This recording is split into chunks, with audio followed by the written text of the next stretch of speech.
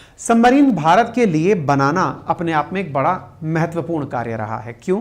क्योंकि Indian navy चाहती है 2030 तक उसके पास 24 सबमरीन हों, लेकिन वर्तमान में उसके पास एक्टिव 16 ही सबमरीन हैं।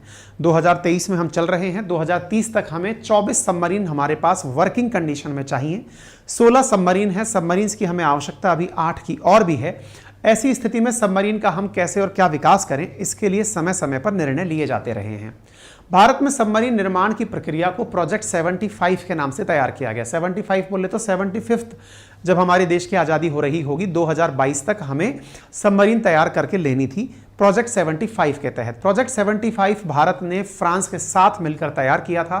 फ्रांस की जो फ्रेंच नेवल करके जो कंपनी है, वो भारत के अंदर मझगांव जो शिपयार्ड है वहां आकर के सबमरीन कलवरी क्लास की सबमरीन बनाई थी। 6 सबमरीन बनानी थी, 5 हमें मिल चुकी हैं, छठी 2023 के मध्य तक मिल जाएगी। यानी जो टारगेट हम लेकर चले थे उस समय के भीतर भीतर हमें 6 सबमरीन फ्रांस की मदद से भारत के अंदर ही बनती हुई मिल रही हैं।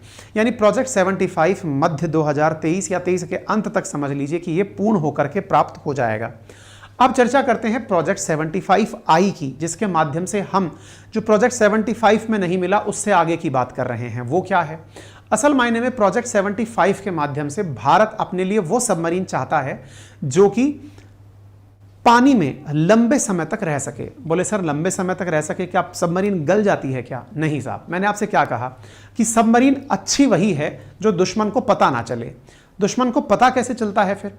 देखिए, आपको ये बात तो कॉमन सेंस से समझ में आती है कि सबमरीन के अंदर बहुत सारे नौसैनिक बैठकर जाते हैं। आप फिल्म देखेंगे तो भी पता होगा, नहीं भी आपका कॉमन सेंस ये अलाउ करेगा कि भाई सबमरीन काम तभी करेगी जब उसके अंदर कोई बैठा होगा, कोई व्यक्ति होगा, तभी तो वो उसका सही दिशा से अटैक वगैरह करने में यूज़ करेगा। अब आप कॉमन सेंस ये भी लगाएं कि अगर सबमरीन पानी के नीचे है तो पानी के नीचे है तो वहाँ बैठे हुए जो लोग हैं उन्हें भी अपनी आवश्यकता भर की ऑक्सीजन चाहिए होगी। हो सकता है वो ऑक्सीजन आप उपलब्ध करा दें किसी माध्यम से।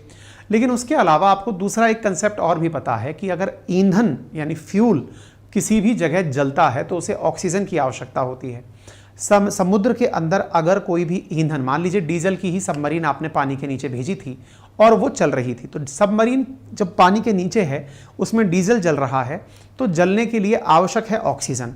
ऑक्सीजन की एक लिमिटेड मात्रा तो पहले भेज दी जाती है किसी ना किसी तरह से ऑक्सीडाइजर के साथ, लेकिन हर 2 से 3 घंटे में साधारण जितनी भी पनडुब्बियां होती हैं इन्हें सांस लेने के लिए ऊपर आना पड़ता है। बिल्कुल वैसे ही जैसे आप और हम जब कहीं पर भी पूल में हो या पानी में तैर रहे हो तो तैरते समय पूरी सांस लेने के लिए बाहर निकलते हैं, बाहर लेकर के ऑक्सीजन लेकर जाते हैं। आप में से कुछ कलाकार होते हैं जो 30 सेकंड पानी में चुप के रह सकते हैं, कोई 1 मिनट, कोई 2 मिनट, कोई 5 मिनट, 10 मिनट कि सर मैं पानी के अंदर गायब रह सकता हूँ, कि मैं बाहर सांस लेने आऊँगा ही नहीं, मैं इतनी ऑक्सीजन अपने अंदर भर सकता हूँ। ऐसे ही सबमरीन भी होती हैं। सबमरीन अच्छी वो मानी जाती है जो बहुत लंबे समय तक अपने अंदर अपने फ्यूल को समाहित करके रखे, ऑक्सीजन भर के रखे और अंदर से बाहर आने की आवश्यकता ही ना पड़े। अच्छी सबमरीन उसे ही माना जाता है। अगर 2-3 घंटे में भी अगर आप बाहर आ रहे हो तो दुश्मन के सैटेलाइट के आप नज़र में आ सकते हो, तो केवल सोनार ही नहीं, आप रडार की नज़र में भी आ सकते हो, सैटेलाइट को भी दिख सकते हो। इसलिए ज़्यादा अच्छी सैटेलाइट की डिमांड होती है तो ये कहा जाता है कि ऐसी सबमरीन हो जो बाहर ही ना आए, और बाहर ना आए उनमें सबसे उन्नत किस्म का माना जाता है न्यूक्लियर सबमरीन्स को, जिसके अंदर एनर्जी प्रोड्यूस करने के लिए आपको बाहर आने की आवश्यकता नहीं पड़ती। लेकिन न्यूक्लियर सबमरीन दुनिया के बहुत ही कम देशों के पास है। भारत के पास भी है, जिसमें एक अरिहंत नाम की सबमरीन है जो न्यूक्लियर पावर्ड है। हालांकि बहुत महंगा सिस्टम होता है, इस कारण से हम लोग उसमें भी धीरे धीरे आगे बढ़ रहे हैं। अरिघाट हम दूसरी सबमरीन है जो जल्दी लेकर आ रहे हैं। चक्रा तीसरी सबमरीन है जो हम रशिया से लेकर आ रहे हैं। कुल 6 सबमरीन हम न्यूक्लियर पावर्ड रखेंगे, लेकिन वो एक महंगा अफेयर है। हम चाहते ऐसा है जिसको आसानी से यूज़ भी किया जा सके और हम उसके लिए किसी पर डिपेंडेंट ना रहें। ऐसी सबमरीन के रूप में हमारे पास फिर एक सिस्टम डेवलप हुआ और वो सिस्टम था इलेक्ट्रिक सबमरीन का। आपके दिमाग में आएगा, हाँ सर इलेक्ट्रिक सबमरीन क्यों नहीं ले लेते? अब जब इलेक्ट्रिक कार हो जाती है तो इलेक्ट्रिक सबमरीन भी होनी चाहिए। बिल्कुल सही कह रहे हैं आप। सबको पता है कि इलेक्ट्रिसिटी के लिए आवश्यकता किस बात की है? चार्ज बने रहने की आवश्यकता है। चार्ज के लिए बहुत लंबी चौड़ी बैटरीज की आवश्यकता है। अगेन उसका भी एक पोटेंशियल होगा। इतने टन वजनी अगर कोई सबमरीन चल रही है तो उसमें ऊर्जा का कंजप्शन भी ज़्यादा होगा और बहुत सारी चीज़ों को ध्यान में भी रखना पड़ता है। ज़्यादा वजन हो गया तो पता चले सबमरीन चल ही नहीं पा रही है। इन सब के बीच में आती है बात आवश्यकता टेक्नोलॉजी की। टेक्नोलॉजी यानी ऐसी तकनीकी जिसके माध्यम से सबमरीन जो डीजल क्लास भी है वो आवश्यकता अनुसार अपने आप को इलेक्ट्रिक एनर्जी में बदल दे। जैसे कई बार आपने देखा होगा आजकल कुछ गाड़ियां मार्केट में ऐसी आने लगी हैं जो हाइब्रिड मॉडल पर काम करती हैं। Diesel electric hybrid model. Diesel electric hybrid model का मतलब हुआ कि जब आवश्यकता है तब तो वो डीजल पर काम कर रही हैं, जब आवश्यकता कम है तब वो इलेक्ट्रिसिटी पर काम कर रही हैं। दोनों आपस में एक दूसरे को कंपनसेट कर रहे हैं। जब आपको एकदम पिकअप की आवश्यकता है आप इलेक्ट्रिक पर चले जा रहे हैं, आप सेल्फ की आवश्यकता कर रहे हैं डीजल पर चले जा रहे हैं। आजकल हाइब्रिड मॉडल में गाड़ियां आने लगी हैं। पनडुब्बियां भी बिल्कुल हाइब्रिड आने लगी हैं। डीजल इलेक्ट्रिक पनडुब्बियां बनाना एक अपने आप में नया सिस्टम पैदा हो गया है कि देखिए आपको इलेक्ट्रिसिटी की जब आवश्यकता हो गायब रहने के लिए तब तो इलेक्ट्रिक यूज़ करिए, बाकी टाइम जब आप ऊपर चल रहे हैं तो डीजल का यूज़ करिए। चलो तो ये भी चीज़ बनकर आई, diesel electric submarine. Diesel electric submarine में भी लेकिन एक बड़ी चुनौती ये थी कि कितने समय तक आप अंदर रख लेंगे। तो ऐसी स्थिति में फिर रिसर्च होना शुरू हुआ और बनकर आई एक टेक्नोलॉजी जिसे कहा जाता है एयर इंडिपेंडेंट प्रपल्शन सिस्टम, यानी एक ऐसा ईंधन, एक ऐसा ऊर्जा पैदा करने का सिस्टम जिसमें ऑक्सीजन की आवश्यकता ना पड़े, वायु की आवश्यकता ना पड़े। एयर इंडिपेंडेंट यानी वायु से आपको उसकी जरूरत ना पड़े उसको चलाने के लिए, तो एयर इंडिपेंडेंट प्रपल्शन सिस्टम। ठीक है, अब एयर इंडिपेंडेंट प्रपल्शन सिस्टम के साथ हमें सबमरीन चाहिए। तो अब आपको यह समझ में आ जाना चाहिए, मेरी इतनी लंबी चौड़ी जो मैंने व्याख्या दी अभी तक, इससे आपको एक क्लैरिटी ऑफ थॉट दिमाग में आ जाना चाहिए। सबसे पहले जो सबसे सामान्य तरीके से उपलब्ध है सबमरीन, वो होती है डीजल क्लास की सबमरीन। इससे ऊपर होती है डीजल के साथ डीजल इलेक्ट्रिकल सबमरीन, यानी कि डीजल और इलेक्ट्रिकल सुविधा अनुसार उसके अंदर उपस्थित हो। तीसरी होती है ये डीजल और इलेक्ट्रिकल दोनों ही इसके साथ हो, लेकिन साथ में ये एयर इंडिपेंडेंट प्रपल्शन सिस्टम भी रखती हो, यानी इसके अंदर वायु की मिनिमम आवश्यकता पड़े ताकि वो लंबे समय तक गहराई में रह सके। क्योंकि सबमरीन है क्या? पनडुब्बी, हिंदी में क्या कहा गया? पनडुब्बी, यानी पानी में डूबकर चलने वाला लड़ाकू जहाज। अब जो पानी में डूबने के लिए जो आवश्यक कला है, भाई अच्छा तैराक किसे माना गया, अच्छा गोताखोर किसे माना गया? जो ज्यादा लंबे समय तक पानी में रह सकेगा। ऐसी अच्छी सबमरीन कौन सी मानी गई? जो ज्यादा लंबे समय तक पानी में रह सके। तो ऐसी में आवश्यकता क्या है? एयर इंडिपेंडेंट प्रपल्शन सिस्टम की आवश्यकता है। तो एयर इंडिपेंडेंट प्रपल्शन सिस्टम जहां डीजल इलेक्ट्रिक में मिलता है, उससे भी ऊपर कौन सी सबमरीन आती है, और वो है न्यूक्लियर सबमरीन। ठीक है साहब, न्यूक्लियर सबमरीन। ये दुनिया की सब कैटेगरीज हैं सबमरीन्स की। इसमें हमारे पास क्या क्या है? हमारे पास डीजल है, डीजल इलेक्ट्रिकल है, लेकिन अब हमें आवश्यकता है एयर इंडिपेंडेंट प्रपल्शन सिस्टम की। क्या हमारे पास न्यूक्लियर है? बिल्कुल, हमारे पास INS अरिहंत जो है वो हमारे पास न्यूक्लियर सबमरीन है। दुनिया के बहुत से देशों के पास नहीं है, दुनिया के 3-4 ही ऐसे देश हैं जिनके पास में न्यूक्लियर सबमरीन है। अब ये जो एयर इंडिपेंडेंट प्रपल्शन सिस्टम है ना, देखो अब हुआ क्या, भारत ने फ्रांस के साथ मिलकर के प्रोजेक्ट 75 बनाया। क्या बनाया? प्रोजेक्ट 75। यानी देश जब अपनी आजादी की 75वीं वर्षगांठ मना रहा था, तब हमने फ्रांस के साथ मिलकर के प्रोजेक्ट 75 लॉन्च किया था। पहले ही लॉन्च कर दिया था। 2022 तक हमें 6 सबमरीन फ्रांस से मिलकर के, जो फ्रांस की फ्रेंच नेवल कंपनी है उसके साथ मिलकर बनानी थी, जिसका नाम दिया गया था कलवरी क्लास के सबमरीन। तो हुआ क्या ना कि हमारे पास ये कलवरी क्लास की सबमरीन अब आ चुकी हैं। ये प्रोजेक्ट पूरा हो चुका है।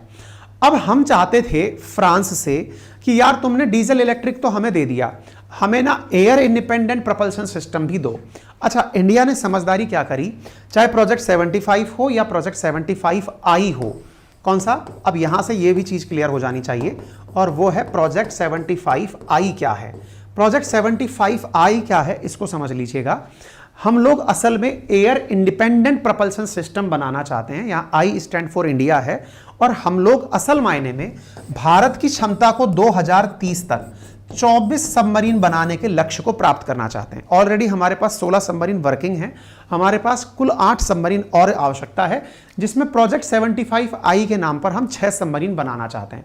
6 सबमरीन बनाने का जो हमारा टारगेट है ना, वो 45,000 करोड़ रुपए में है। कितने रुपए में है? 45,000 करोड़ रुपए में हम ये सबमरीन बना सकते हैं। अच्छा, इंटरेस्टिंग बात सुनिएगा, हमको दिक्कत क्या आ रही है? दिक्कत कुछ भी नहीं आ रही। ये प्लान जब था ना, ये लॉन्च हुआ था 1999 में, 97 में लॉन्च हुआ था 75, फिर 99 हुआ, 2002 में आई की बातें हुई, 2017 तक पहुंचते पहुंचते भारत सरकार ने इसमें एक आइडिया डाल दिया। और आइडिया क्या डाल दिया? 2017 में भारत सरकार ने कहा कि यदि ये चीज़ बनानी है, 45,000 करोड़ का सौदा है। अगर किसी को बनाना है तो वो इंडिया में आकर के ही बनाएगा। इंडिया में आकर बनाएगा यानी भारत सरकार ने 2017 में डिफेंस सेक्टर में आत्मनिर्भर होने के लिए मेक इन इंडिया को जोर दे दिया। किसको जोर दे दिया? मेक इन इंडिया, कि बोले भैया इंडिया में आकर के ही बनाओ साहब। तो मेक इन इंडिया के तहत बनाने के लिए हमने ये कहा कि जिन्हें भी बनाना है, जैसे फ्रांस ने भारत के साथ में जो प्रोजेक्ट 75 के तहत सबमरीन बनाई, वो मझगांव शिप बिल्डिंग यार्ड के द्वारा ही बनाई गई। तो इनके द्वारा कहा गया कि यदि 75I में भी एयर इंडिपेंडेंट प्रोपल्शन सिस्टम डालना है तो वो इंडिया में आकर ही डालना होगा। इसके लिए 2 कंपनियां फाइनल की गई इंडिया के लेवल पर। कौन कौन सी? एक तो वही थी मझगांव, जो कि किसके साथ थी पहले से, जिसने प्रोजेक्ट 75 बनाया था, इंडिया की शिप बिल्डिंग कंपनी है मझगांव शिपयार्ड, ठीक है। और दूसरी भारत की एक प्राइवेट कंपनी है जिसका नाम है लार्सन एंड टर्बो, LNT जिसे आप कहते हैं। इन 2 कंपनीज को फाइनल किया गया कि आप दोनों मिलकर के प्रोजेक्ट 75I के तहत भारत के लिए एयर इंडिपेंडेंट प्रोपल्शन सिस्टम वाली सबमरीन बना लीजिए, ठीक है। अब इसके पास अब आवश्यकता पड़ी टेक्नोलॉजी की आवश्यकता पड़ी। तो दुनिया के जितने भी देश हैं वो अपनी टेक्नोलॉजी को ही सबसे बड़ी ताकत मानते हैं। देखिए दुनिया में जो भी देश आगे बढ़ रहे हैं, जिन्होंने भी पैसा कमाया है, वो पैसा टेक्नोलॉजी के माध्यम से ही कमाया गया। अब वो जो टेक्नोलॉजी है ना, वो है एयर इंडिपेंडेंट प्रोपल्शन सिस्टम की। भारत ने असल मायने में फ्रांस के साथ, साउथ कोरिया के साथ, रशिया के साथ, इन सबके साथ में इस चीज को लेकर बातचीत की थी कि भैया क्या आप लोग हमें एयर इंडिपेंडेंट प्रोपल्शन सिस्टम दे सकते हैं। इन्होंने कहा बिल्कुल दे देंगे, लेकिन कंडीशन एक है। क्या कंडीशन है? कि हम इंडिया में आकर नहीं देंगे। मतलब ये अपनी चीज को भारत में नहीं बनाना चाहते, मेक इन इंडिया में नहीं बनाना चाहते। क्यों नहीं बनाना चाहते? इन्हें डर है कि एक बार इंडिया वालों के सामने अगर हमने बना दिया तो ये लोग सीख जाएंगे। भारत धीरे धीरे हर चीज, भाई यही तो है ना तरीका। भारत ने कहा कि हम इतना बड़ा बाजार हैं कि आप हमें यही बना करके चीजें दोगे, हम बिल्कुल मेड इन इंडिया चाहते हैं। अच्छा, ऐसी स्थिति में फ्रांस ने हमसे मना कर दिया कि सर सॉरी हम नहीं बना पाएंगे। फ्रांस ने कब मना किया? 2022 में मना कर दिया कि सर सॉरी हम आपको अपनी एयर इंडिपेंडेंट प्रोपल्शन सिस्टम की टेक्नोलॉजी नहीं दे पाएंगे। कोई बात नहीं, मोदी जी जब जा रहे थे, 2022 की बात है, मई 2022 में इन्होंने मना कर दिया। साउथ कोरिया ने आज से कुछ दिन पहले ही मना किया है कि सर सॉरी हम एयर इंडिपेंडेंट प्रोपल्शन सिस्टम नहीं दे पाएंगे। इंटरेस्टिंग बात यह है कि रशिया ने भी हमें मना कर दिया कि हम एयर इंडिपेंडेंट प्रोपल्शन सिस्टम नहीं दे पाएंगे। आप सोचकर देखिए ये कितना बड़ा सिस्टम है जिसकी वजह से आपको ये सारी बातें सुननी पड़ रही हैं। हमारा मित्र है ना ये 300, ये जो हमारा जो ये रशिया जो है, ये हमारा इतना बड़ा मित्र है कि इसने जितना भी हमारे पास डिफेंस है उसमें बड़ा कंट्रीब्यूशन है रशिया का, और वो आकर के मना कर दे रहा है। हालांकि इसकी अपनी व्यस्तताएं हो सकती हैं, अपनी एंगेजमेंट्स हो सकती हैं, जिसमें सबसे बड़ी व्यस्तता तो इसकी यही है कि भाई सैंक्शन हिट कंट्री है ये। लेकिन इसने ये नहीं कहा कि मैं सैंक्शंस के कारण नहीं दे पाऊंगा। इसने ये कहा है कि भाई मेरे पास ना ये जो इंडिया डिमांड कर रहा है वो फुलफिल करने का हमारे पास प्लानिंग नहीं है। इंडिया क्या डिमांड कर रहा है? जो टेक्नोलॉजी है इसे आकर यहीं पर सौंपो। रशिया ने मना कर दिया, लेकिन भारत हिला नहीं, बोले भाई हमें तो यहीं पर चाहिए, अब चाहे जो भी आए और हमें आकर के देकर चला जाए।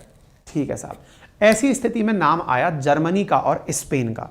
जर्मनी और स्पेन निकलकर आगे आए और उन्होंने कहा कि हम एयर इंडिपेंडेंट प्रोपल्शन सिस्टम में इंटरेस्ट रखते हैं और भारत को वहीं आकर के बनाकर देने में इंटरेस्ट रखते हैं। यही कारण है कि आज की जो आप ये सुर्खी देख रहे हैं, Germany and Spain in contest for $4.8 billion Indian submarine deal.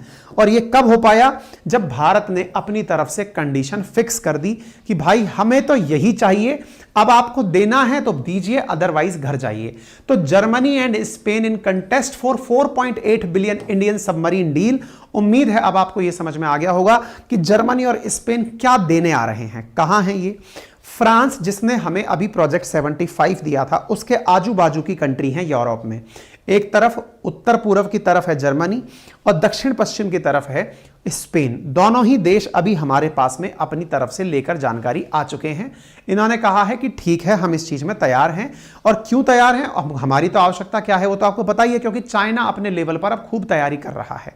China तैयारी कर रहा है और दुनिया के कई जानकारों ने यह भी कह दिया है कि यदि चाइना ने ताइवान पर हमला कर दिया तो अगला नंबर भारत का ही होगा। तो ऑब्वियस सी बात है, यह बात बताने की आवश्यकता नहीं है कि भारत को अब अपनी नेवल पावर को स्ट्रांग करने की वो आ चुकी है, आवश्यकता आ चुकी है। तो जर्मनी की कंपनी है जिसका नाम है थाइसेनक्रप एजी, जो कि Mumbai based Mazagon dock shipyard के साथ मिलकर काम करने को तैयार हो रही है, और स्पेन की है नवांतिया, जो कि लार्सन एंड टर्बो के साथ में काम करने के लिए तैयार हो रही है, जिसकी वजह से इंडियन नेवी को बेस्ट चीजें मिल सकेंगी। क्या है ये एयर इंडिपेंडेंट पावर सिस्टम? तो ये मैंने आपको दिखा दिया। ये कुछ इस तरह से सबमरीन के अंदर लगता है, ऐसा दिखता है, और ये फ्यूल सेल टेक्नोलॉजी के साथ काम करता है, और ये पानी के भीतर रह के ही काम करता है, ठीक है ना। तो लार्सन एंड टर्बो नोवाल्टिया के साथ मिलकर के इंडियन नेवी के लिए मेगा सबमरीन एक्विजिशन प्रोग्राम के तहत काम कर रहे हैं। ये जुलाई के अंदर 2023 में खबर निकल कर आई, और इसके साथ जर्मनी की जो खबर है वो मजगांव डॉकयार्ड के साथ निकल करके पहले आई थी, ठीक है ना। तो उम्मीद है आपको प्रोजेक्ट 75 समझ में आ गया होगा। प्रोजेक्ट 75 क्या है, किस तरह से बनाया जाएगा, सारी जानकारी जो मैंने आपको अभी बोली वो मैंने सब लिख करके आपको यहां दे दी है। अगर आप ये प्राप्त करना चाहते हैं तो हमारा टेलीग्राम चैनल है मेरे नाम से, अंकित अवस्थी सर के नाम से वेरीफाइड है। वहां पर ये पूरा कंटेंट लिखित में पीडीएफ पीपीटी ये शेयर की जाती है। आप regular GK by Ankit Awasthi sir के नाम से भी टेलीग्राम है, ये पूरा कंटेंट आपको वहां पर साझा कर दिया जाएगा, आप वहां से इसे ले सकते हैं। फ्रांस ने बाहर किया था अपने आप को मई में, वो हमने दिखा दिया। कोरिया ने मना किया, वो हमने दिखा दिया। रशिया ने मना किया, हमने वो भी आपको दिखा दिया। और इंडिया की सबमरीन जो है ना, अब वो सैंक्शन हिट, हमने सारी चीजें आपको अब बता दी हैं। कुल मिलाकर अब कहने का अर्थ ये है कि भारत के लिए खुशी की खबर यह है कि आने वाले समय में जो हमारे पास 16 सबमरीन हैं वो 30 साल का जो प्रोजेक्ट है उसके अंदर 24 कन्वेंशनल सबमरीन में कन्वर्ट हो जाएंगी। इसके लिए कंपनीज ने इंटरेस्ट दिखाना शुरू कर दिया है। प्रोजेक्ट 75 की वजीर हमें 2022 के एंड में मिल गई थी। ये सारी सबमरीन्स की हमारी लिस्ट है जिनके बारे में मैं जानकारी आपको दे चुका हूं। कंटेंट आपको अभी थोड़ी देर में हमारे टेलीग्राम अंकित अवस्थी सर के ऊपर मिल जाएगा। डन है, क्लियर है। किसी भी प्रकार का कोई प्रश्न, कोई भी आपकी राय, कोई भी सलाह अगर हो तो कमेंट बॉक्स में लिखें।